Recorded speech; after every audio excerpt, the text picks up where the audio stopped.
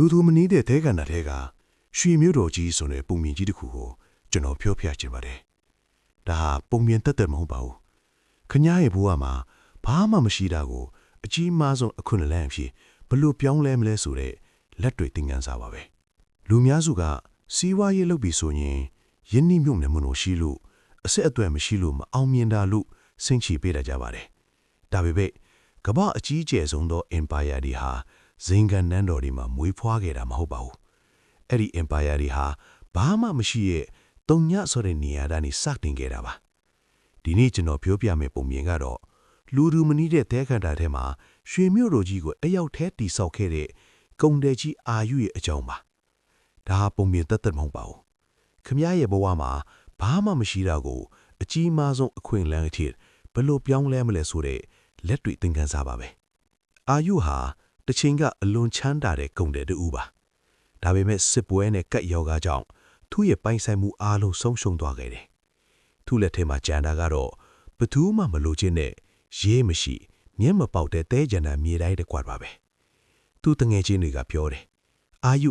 ခမည်းတော်ပြီးသွားပြီ။ဒီမြေကဘာမှအသုံးမကျဘူးတဲ့။အာယုကပြန်ပြောတယ်။ခမည်းတော်မြင်တာကတဲတယ်ပဲ။ဒါပေမဲ့ကျွန်တော်မြင်တာကတော့ကမ္ဘာအရက်ကကုံတဲတွေနားခိုမဲ့လမ်းစုံလမ်းကွာမြို့တော်ကြီးပဲတဲ့။ဒါဟာစီးပွားရေးမှာပထမဆုံးနဲ့အရေးကြီးဆုံးသင်ခန်းစာပါပဲ။အခြေအနေကိုမကြည့်ပဲ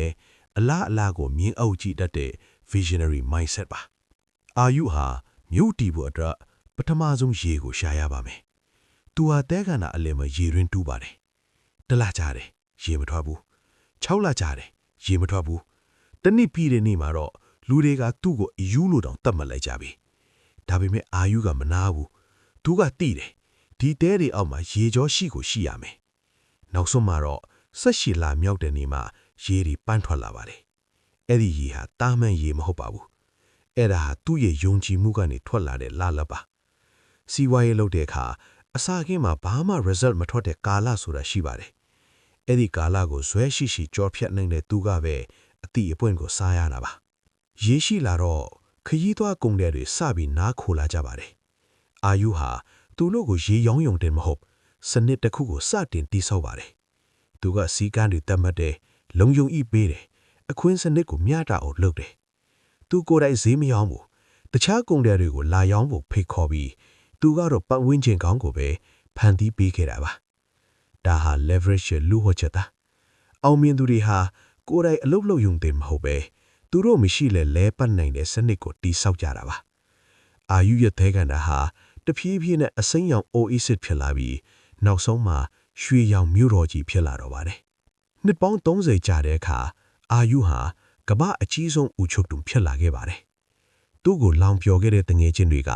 အခုတော့သူ့ရှိမှအလက်လာတောင်းနေရပြီ။အာယုကသူတို့ကိုပြုံးပြီးပြောတယ်။တဲခန္ဓာဆိုတာဘယ်တော့မှမချောက်ထွေးခဲ့ဘူးတဲ့။ခမည်းတော်အမြင်တွေသာချောက်ထွေးနေတာပါတဲ့။ခမည်းရဲ့ဘဝမှာတော့ခမည်းအခုရောက်နေတာတဲခန္ဓာထဲမှာလား။ဒါဆိုရင်မဝမ်းနဲ့ပါနဲ့။အဲ့ဒါဟာခမည်းရဲ့ empire ကိုတိဆောက်ဖို့အကောင်းဆုံးမြင်နေရပါပဲ။ခမည်းမှာ vision ရှိရင်ဇွဲရှိရင်စနစ်ရှိရင်ခမည်းဟာအနာဂတ်ရဲ့အာယုဖြစ်လာမှာပါ။မိကောခမည်းမှာအခုဘာမှမရှိသေးဘူးဆိုရင်အဲ့ဒီဘာမှမရှိတာတဲကနေဘလို့အခွင့်အလမ်းမျိုးကိုမြင်အောင်ကြည့်မလဲ။ comment မှာရေးပေးခဲ့ပါဦး။ success mindset mm နဲ့အတူအရှုံးတဲကနေအောင်မြင်ဆက်စီအတူတူရှောင်လန်းကြပါစို့။